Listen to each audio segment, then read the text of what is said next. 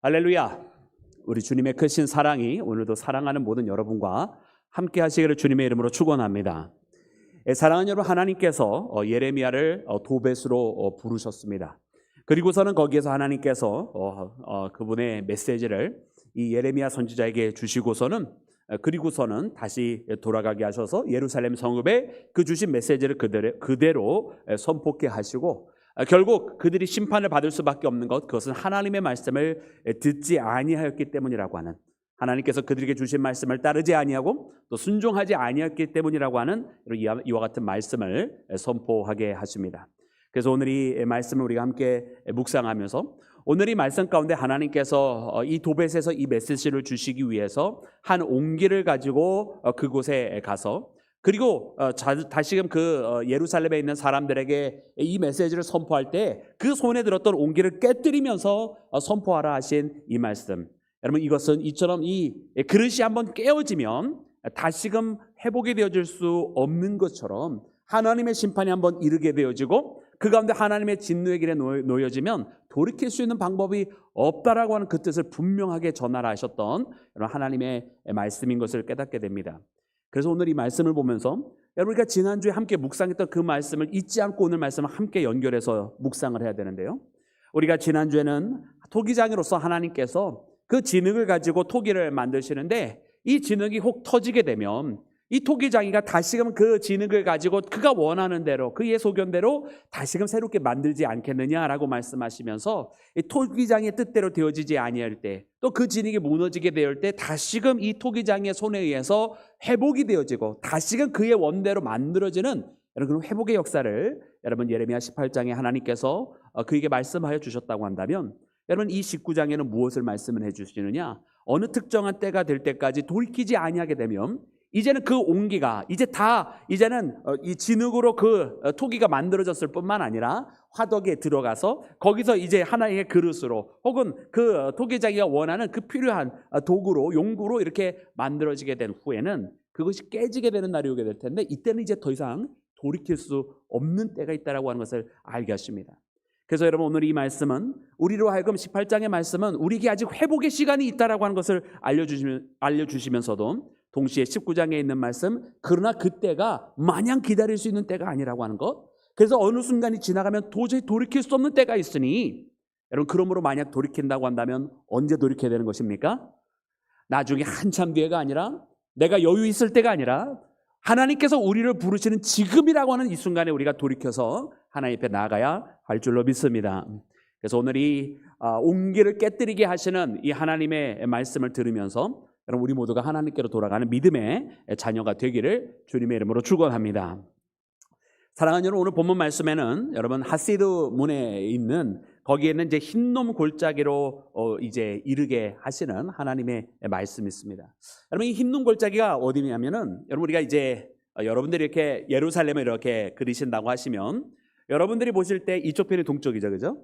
여러분 이 예루살렘이 있고 동편에 여러분 우리가 잘 아는 산, 여러분 무슨 산이 있습니까? 예수님께서 나중에 승천하신 산, 올리브가 많은 산, 올리브산이요. 우리나라만 하면 감람산, 올리브가 많아서 감남이잖아요. 그 감남이 올리브인데 올리브산입니다. 그래서 이 예루살렘의 동편에는 이 올리브산, 감람산이 있고, 예수님께서 6월절에 그 감람산, 그 베다니 쪽에서 여러분 이렇게 동쪽에서 여러분 예루살렘 입구로 들어가는 것이 바로 성전으로 들어가는 입구예요. 여러분 그때 이 감람산에서 하나의 골짜기를 거쳐서 예루살렘 들어가게 되어 있는데, 그 골짜기는 바로 기드론 골짜기입니다. 그런데 이 동편에 있는, 즉 예루살렘의 동편에 있는 이 기드론 골짜기, 곧 감람산에서 성전으로 들어가는 그 골짜기 말고 서편에도 다른 골짜기가 하나 있어요. 그래서 이 예루살렘이 요새일 수밖에 없는 것이 뭐냐면, 예루살렘 자체가 시온산으로 이렇게 높은 산이면서도 좌우로는 골짜기가 있어서 적들이 쉽게 들어올 수도 없고, 들어오면 금방 간파가 되는 그런 천의 요새였던 것입니다. 그래, 이 서쪽에 있는 이 골짜기의 이름이 뭐냐? 바로 오늘 본문 말씀에 나오는 바로 이 흰놈 골짜기, 혹은 흰놈의 아들의 골짜기, 뭐 이렇게 불려지는 골짜기가 있어요. 그래서 여러분 이 서편에 있는 골짜기가 바로 그 흰놈 골짜기인데, 여러분 이 흰놈 골짜기에서는 어떤 일들이 벌어졌는가? 여러분 안타깝게도 이 흰놈 골짜기에는 여러분 이방신을 향한 산당들이 세워져 있었습니다. 오늘 말씀에 나오는 이 도벳이라고 하는 장소가 바로 그와 같은 장소예요. 어떤 이는 이야기하기를 이 동편에 있는 기드론 골짜기하고 이 서편에 있는 흰놈 골짜기가 이렇게 예루살렘 남쪽으로 내려오면서 함께 만나는 자리가 있는데 거기가 이제 도벳이라고 이야기하는 사람도 있고, 아니다 거기하고는 왜냐면 그렇게 하면 너무 그 시온산 과하고 너무나 가까웠거든요. 그래서 아니다 그 만나는 지점은 아니고 이 동편과 서편이 나누어져 있기 때문에 좀 서편 쪽에 있는 언덕일 것이다라고 추정하는 그런 학자들도 있는데, 뭐 어쨌든 정확한 장소는 중요하지 않습니다. 그래서 어쨌든 그곳에 이 흰놈 골짜기라고 하는 곳에 도벳이라고 하는 언덕은 바로 이렇게 이방신을 향한 그런 산당이 있었던 것이에요. 여러분 그럼 오늘 이곳에 나오는 이 흰놈이라고 하는 곳, 이 흰놈 골짜기에는 도벳이라고 하는 곳은 어떠한 종류의 산당이 있었느냐? 오늘 하나님의 말씀은 그들이 바알을 섬겼다라고 되어 있는데요, 조금 더 구체적으로 이야기하면 이 도벳이라고 하는 지명이 사실은 여러분 예레미야 시대의 이전 혹은 예레미야의 아주 젊었을 때의 시절에 나오는 여러분 그때의 한 사건이 있는 것을 봅니다. 여러분 그때는 그래도 하나님께서 이스라엘에게 새로운 기회를 주셨던 때예요. 그때가 언제냐면 바로 요시야를 통해서 하나님께서 신앙의 계획을 새롭게 하셨던 때입니다. 요시야는 그의 아버지 아하스와는 달랐던, 성전에서 하나님께서 주시는 그 두루마리 말씀을 찾고서는 그 하나님의 말씀대로 이스라엘을 변형시켰던 왕이 바로 그 요시야 왕인데, 여러분 그의 선친 아하스는 어떤 왕이었냐면 이 아하스는 몰렉이라고 하는 신을 섬겼던 사람이에요. 뭐 여러 우상신을 섬겼을 때 특별히 몰렉이라고 하는 신도 섬겼던 거죠. 왜? 이 몰렉은 바로 이 인신 공양을 받는, 특별히 어린아이의 생명을 공양을 받는 그런 추악한 우상이었던 것입니다. 그래서 아하스가 자기의 아들을 불 가운데로 지나가게 했다라고 하는 것이 말씀에 나오는데 바로 그 장소의 이름이 도벳이라고 하는 곳이라고 되어져 있어요. 여러분 요아스는 이와 같은 아버지의 잘못된 그 신앙을 끊어버리고 하나님의 말씀대로 그것을 그 우상신을 다 없애버리고 거기에다가 쓰레기 매각장을 만들어버려요. 그래서 그것이 없어졌었는데 안타까운 것은 무엇이냐면 여러분 그 요아스의 시대가 지나가고 이제 이스라엘 이 예루살렘의 마지막 때가 다가오고 있는 그때에는 다시금 그 도벳이 우상신을 섬기는 곳으로 되살아나져 있는 모습을 우리가 본문 말씀을 통해서 만나고 있는 것입니다. 그래 그 몰렉이라고 하는 신은 아이의 생명을 받는데 그래서 그 이름이 사실은 도벳이에요. 여러분 이 도벳은 여러분 이 히브리어는 뭐 많은 분들이 아시겠습니다만은 원래 자음만 있고 모음이 없어요. 그래서 이 자음만 놓고 여러분 모음이 없으면 어떻게 읽습니까? 그죠? 근데 이 히브리 사람들은 자음만 놓고 그것을 자기 나름대로 이렇게 발음을 해요. 그래서 우리가 잘 아는 여러분 하나님의 이름 중에 야훼가 있잖아요. 야훼. 그리고 하나님의 이름 중에 여호와가 있잖아요. 여호와. 그죠? 여러분 이게 다르게 쓰는 거라고 많은 분들이 생각을 하셨을 거예요. 근데 그렇지 않고 이 히브리어로 이렇게 쓰면 똑같은 글자예요. 똑같은 글자인데 이렇게 읽으면 야훼로 읽어지고 저렇게 읽으면 여호와로 읽어지는 거예요. 근데 이스라엘 사람들이 야훼라고 하나님의 이름을 쓰면서 그들은 하나님의 이름이 너무나 거룩한 이름이기 때문에 감히 발음하지 아니하고 하나님의 말씀을 기록해야 되는 그 순간이 있으면 글자를 쭉 말씀을 쓰다가 하나님의 이름이 나오는 그 순간에 이 불러주는 사람은 세 명이 함께 글을 썼는데 성경을 기록하였는데 한 명은 불러주고 한 명은 받아쓰고 한 명은 감수하는 사람이에요. 이 불러주는 사람은 하나님의 이름을 감히 부르지 못하고 아도나이 주님이라고 이렇게 부르면 하나님의 이름이 불려지어야 되는 그 순간에 주님이다라고 말을 해주면 글을 쓰던 사람은 그 글을 멈추고 그 펜을 그 붓을 다시 정결하게 씻어서 그리고서는 거기에다가 하나님의 이름 야훼를 이제 쓰는 거예요. 근데 그것이 전부 다 자음만 쓴다고 그랬잖아요. 히브리어는 자음밖에 없으니까. 근데 이 야훼라고 하는 것을 여러분 후대에 가서는 이제 몇몇 또 어떻게 보면 하나님을 부르는 이름을 잊어버린 거예요. 왜냐? 아도나이라고만 주님이라고만 불렀으니까. 근데 그 똑같은 자음을 보고도 여호와라고도 부를 수 있는 거거든요. 설명이 너무 어렵나요? 하여튼 그래요.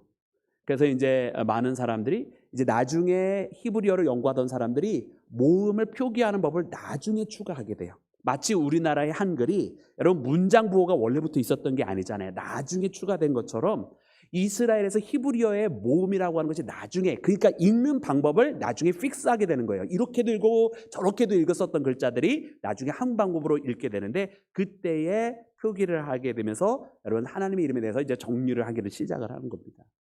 여러분 어쨌든 그런 것처럼 이 이야기를 하려고 이렇게 길게 설명을 했군요. 도벳이라고 하는 것의 그 뜻이 무엇이냐?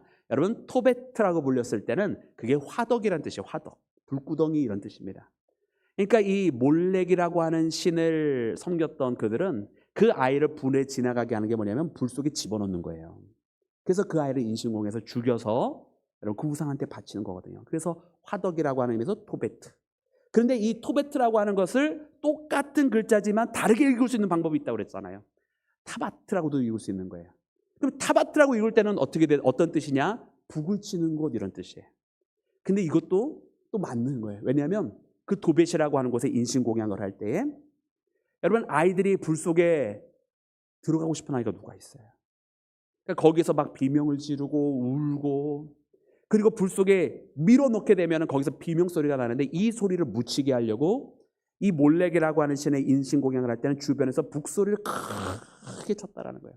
뭐 여러분 뭐 아마 그림이 좀 그려지실 거예요. 옛날에 뭐 무슨 영화를 봤다든지 뭐 어떤 걸 봤다든지 거기 보면 막 미친 듯이 막 춤을 추면서 막 북을 막 둥둥둥둥 막 치면서 무슨 이상한 종교 의식을 하다가 아이를 그냥 인신공양을 하는 것처럼 그런 행위를 했다는 거예요. 그게 바로 도벳이라는 이름이에요. 그래서 이 도벳이라고 하는 것이 그렇게 화덕이요 북을 치는 장소라고 하는 이름이 있는 이곳에 바로 그 산당이 세워진 곳이고, 그 이방인의 산당에서 몰렉에게 아이의 생명을 바쳤던 그곳에 요아스가 하나님의 말씀이 그것이 아님을 알고 그것을 다 때려치우고 그냥 쓰레기 매각장으로 그렇게 썼었는데, 아니 이 후대에 있었던 이 어리석고 부패한 왕들이 하나님을 모르고 하나님과 멀랬던 이 왕들이 다시금 이방의 산당으로 만들어 놓았던 것을 우리가 말씀을 통해 발견합니다. 그래서 여러분 이 말씀을 보면서 하나님께서 뭐라고 말씀하시냐? 저들이 나를 버렸다라고 말씀하십니다. 이 모든 것은 내가 명령한 것이 아니고 나의 뜻이 아니니라고 말씀하시면서 저들이 나를 버렸다, 그렇게 말씀을 하세요. 여러분 그래서 우리 5절 말씀에 보면 이렇게 기록이 되어 있습니다. 우리 5절 말씀, 우리 5절 6절까지도 아예 함께 읽겠습니다. 시작. 또 그들이 바알을 위하여 산당을 건축하고 자기 아들들을 바알에게 번제로 불살라 드렸나니 이는 내가 명령하거나 말하거나 뜻한 바가 아니니라. 그러므로 보라, 다시는 이곳을 도벳이나 힘놈의 아들의 골짜기라 부르지 아니하고 오직 죽임의 골짜기라 부르는 날이 이를 것이라. 여호와의 말이니라. 아멘. 할렐루야. 그러므로 하나님께서 어떻게 하시느냐? 하나님께서 더 이상 이것을 묵과하지 아니하시겠다고 말씀을 하시는 거예요. 그래 너희들이 이곳을 도벳이라고 하면서 저 우상을 섬기면서 거기에서 어린 생명들을 가지고 갖다가 바치고 그 어린 생명들을 거기서 불쌍하고 정말로 그 아무것도 모르는 그 어린 생명, 그 귀한 생명을 저 우상에게 죽임으로 바쳤던 그 모든 것을 내가 끝내겠다고 말씀하시면서 하나님께서 하시는 말씀이 뭐냐면, 이 도벳이 이제 그 종교 행위라는 북치는 장소, 그리고 몰렉에게 드려지는 화덕, 그런 것이 아니라 죽임의 골짜기, 이제 이 범죄함으로 말미암아 이스라엘의 많은 사람들이 심판을 받게 될 것이라고 말씀하시는 거예요. 그리고 이 도벳에는 하나님의 명령을 따르지 아니했던 많은 이스라엘의 시신들이 쌓일 수밖에 없는 곳으로 하나님께서 만들어 버리시겠다는 거예요. 무고한 생명을 취하였던 곳에 그것을 취하였던 이들의 생명이 거기로 가득 채워질 것이라고 하나님께서 말씀하시는 것입니다. 그래서 우리가 본문 말씀 7절과 8절에 나오는 이 모든 것들의 이야기가 바로 하나님의 심판에 의해서 벌어질 일들인 거예요. 거기에는 많은 이스라엘의 하나님의 심판을 통해서 죽임을 당하게 될 것이고, 그들이 그렇게 죽임을 당함으로 세간에서는 조롱거리가 될 것이며, 그들이 얼마나 비참한 삶을 살게 되느냐, 그들이 서로 가족을 잡아먹어야만 살 수 있는, 친구들을 상의하고 잡아먹어야만 살 수 있는 그런 비참한 현실까지 하나님께서 만들도록 심판하시겠다고 말씀하시는 장면이 바로 오늘 본문 말씀 가운데 나와 있는 여러분 하나님의 말씀입니다. 여러분 두렵고 떨리는 말씀입니다.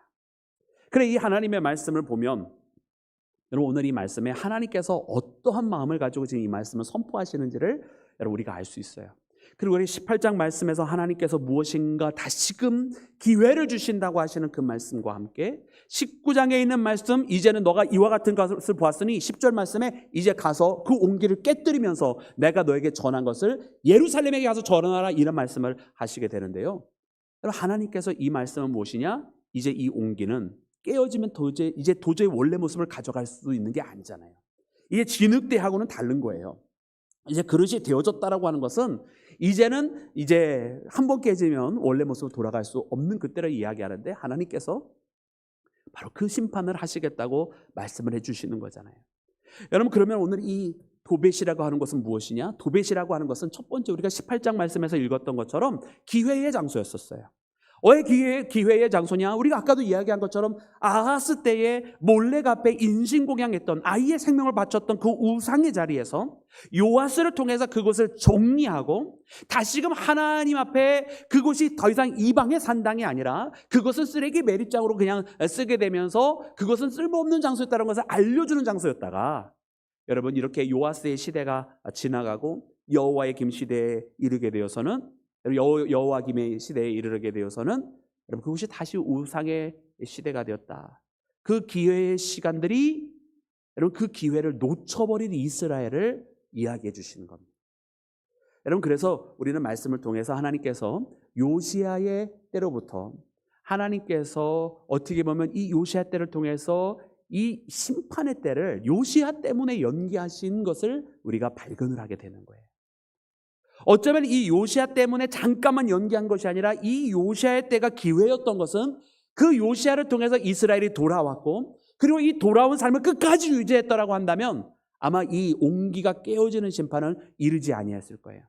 이 예레미야서 18장에 나와 있었던 그 진흙이 터져버렸지만 다시금 그 토기장이가 원하는 대로 그릇이 만들어지고 끝까지 그대로 되어졌다고 한다면 아마 이 회복의 역사로 마침표가 찍혀지게 됐을 텐데, 그러지 아니하고 또다시 옛날로 돌아가는 바람에 여러분, 이제는 이 온기는 깨져버릴 수밖에 없는 상황이 되었다. 그것이 바로 예루살렘의 운명이라고 하는 것입니다.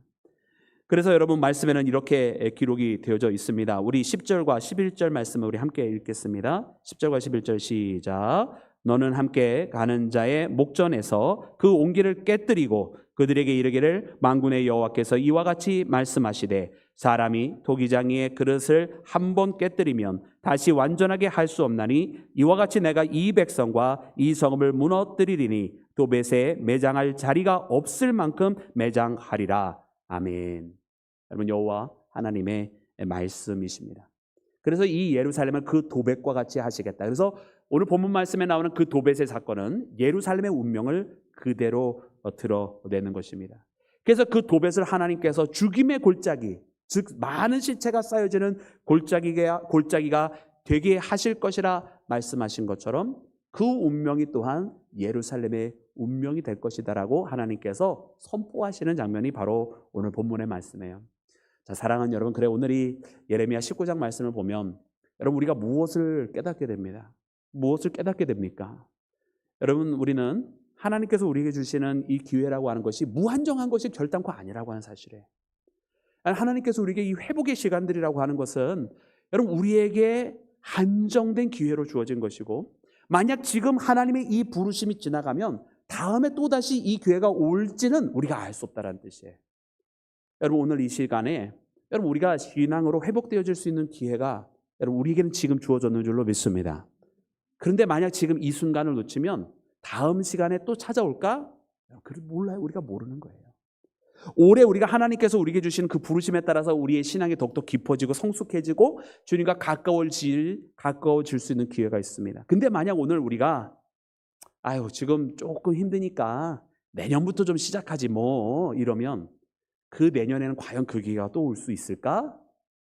우리 모르는 거예요. 아무도 모르는 거예요. 그 기회가 두 번 다시 안 올 수도 있어요. 우리가 함께 마음을 모아서 기도할 수 있는 이 환경과 여건이라고 하는 것이 얼마나 오래 갈 수 있을지도 우리가 모르고요. 지금 우리가 하나님 앞에 기쁨으로 예배드릴 수 있는 시간이 얼마나 더 계속될지 우리는 모르는 거예요. 그러기에 우리는 나중에 좀 천천히 하고, 나중에 좀 시간이 될 때 하고, 나중에 좀 여건이 좀 괜찮아질 때, 여러분, 그 여건 도대체 언제 찾아오는 거예요? 여러분, 어떤 분이 그러시더라고요. 목사님 조금만 쉬다가 하겠습니다. 그런데 계속 쉬시더라고요. 아니, 여러분, 쉰다고 한 사람 치고서는 금방 돌아오시면 보셨어요? 돌아오는데 너무 힘들어요. 오래 쉬면 오래 쉴수록 돌아오는 게 너무너무 힘들어요. 돌아올 수 있을 때 빨리 돌아와야 돼요. 그리고 할 수 있을 때 빨리 계속 해야 돼요. 그리고 기회가 있을 때 지금 아니면 안 된다는 생각으로 달려들어야 돼요. 사랑하는 여러분, 오늘 우리에게는 어떠한 부르심이 있습니까? 여러분, 기회를 놓쳐버린 예루살렘, 회복의 기회를 놓쳐버린 예루살렘, 그 기회가 한 번 주어졌지만 이 요시아의 기회를 더 살리지 못한 여러분 이스라엘은 결국은 심판을 받게 되는 것을 봅니다. 여러분, 깨져버린 온기가 되어버렸다는 거예요. 여러분, 오늘 우리는 주님 앞에 이와 같은 모습이 되지 않기 위하여 여러분, 우리에게 기회가 주어졌을 때 우리를 한번 돌이키시고 회개하시고 두 번 다시 과거로는 돌아가지 말아야 된다는 그 마음을 주셨을 때 여러분, 결단하고 반복하지 않고, 과거의 아픔은 되살아나서는 안 되고 또 일어나서도 안 되고, 지금부터 시작되어지는 하나님께 주시는 이 은혜의 시간만, 기쁨의 시간이요, 예배가 살아있는 시간이고 기도를 할 수 있는 이 시간만 계속되게 해달라고 이런 간절한 마음으로 이 시간 주님 앞에 나가는 우리 모두가 되기를 주님의 이름으로 축원합니다. 오늘 이 시간에 주님께서 주시는 이 말씀을 마음에 품고 여러분, 흰놈 골짜기가 아니라 여러분, 저 기드론 골짜기를 통해서 예루살렘 성전으로 향하는 우리 모두가 되기를 다시 한번 주님의 이름으로 축원합니다.